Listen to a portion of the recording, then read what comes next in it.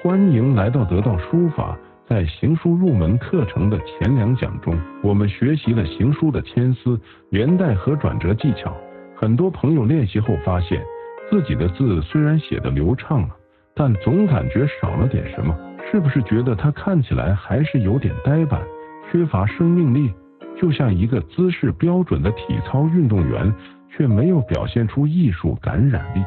在影片中，我们就要来解决这个问题。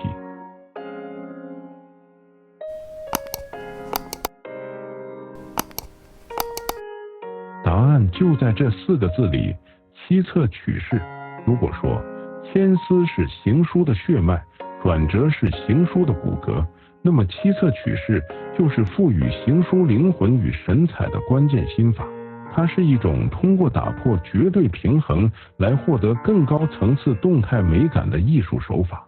首先，我们要分清一个概念：七策不等于倾倒，倾倒是失去重心，是败笔。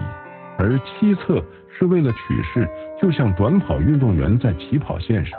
身体一定是前倾的，这不是要摔倒，而是为了积蓄向前冲的全部力量。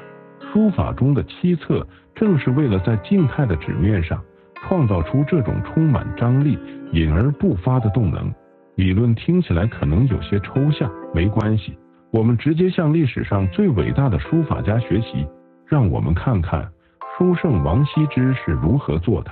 请看这个之字，它的中轴线并不是垂直的，而是略向右倾，但王羲之通过最后一笔捺画，向右下方有力的伸展，形成了一个反向的支撑力，整个字在动态中达到了完美的平衡，姿态潇洒，神采飞扬，这就是七策所创造的自然之势。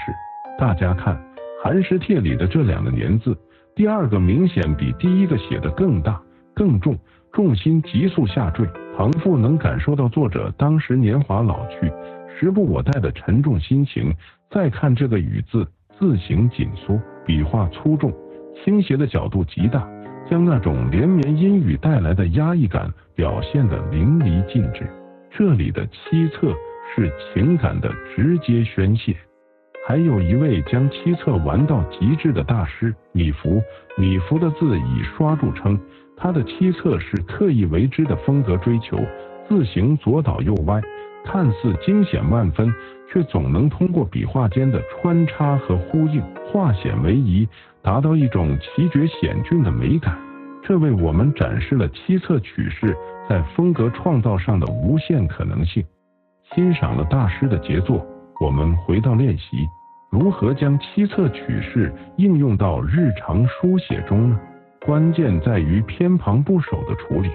行书的许多偏旁本身就蕴含着简化与动感的规律。以言字旁为例，楷书写法是点、横、横、横，口非常稳定。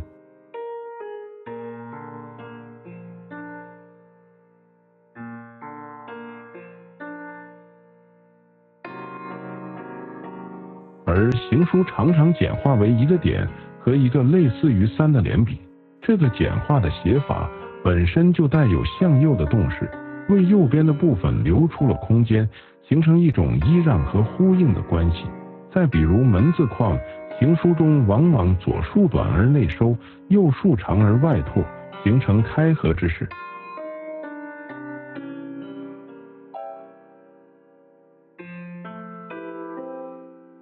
走之底的捺画则是一波三折，充满弹性，承托着上面的部分，让整个字旁幅要行走起来。练习时，我们要学会有意识地打破左右均的上下对齐的楷书思维，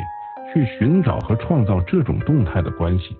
我们学习了行书的灵魂心法，七策取士，它不仅是一种技巧，更是一种审美观念。从王羲之的自然潇洒，到苏轼的情感宣泄，再到米芾的险峻风格，都证明了七策是通往行书艺术殿堂的必经之路。课后的练习，请大家有意识地在临帖时去观察和体会名家是如何运用七策的，不要怕写歪，关键是找到那个动态的平衡点。为了帮助大家更深入的学习，我们还准备了一篇超长篇的博客文章，里面有更详细的理论解析和所有今天提到的大师作品高清图，连结就在下方的说明栏。请一定记得点赞并订阅得到书法，持续关注得到书法频道系统的行书入门课程。下一讲我们将探讨行书中的更多变化，我们下期再见。